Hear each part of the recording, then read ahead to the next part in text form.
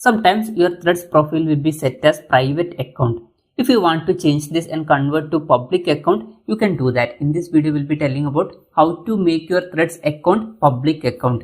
If it is private account, only your followers can see your posts, photos, etc. But if it is public, everyone can see that. Anyways, to make it public, what you need to do is open Threads application. After that, down here you can see profile button. Click on this profile button. When you are clicking on that, you can see edit profile option. Click on edit profile.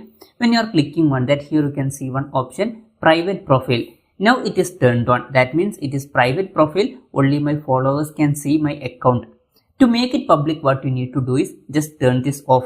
After that, above you can see done button. Click on this done button. When you are clicking on that, you can see a pop-up message. Click on OK. Now your account will be public account. That means everyone can see your account.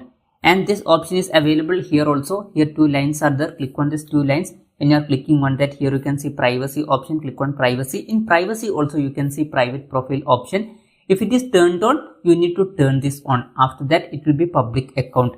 So this way you can easily make your Threads account public. Hope this video was helpful for you. If you find it helpful, consider subscribing. See you in the next video.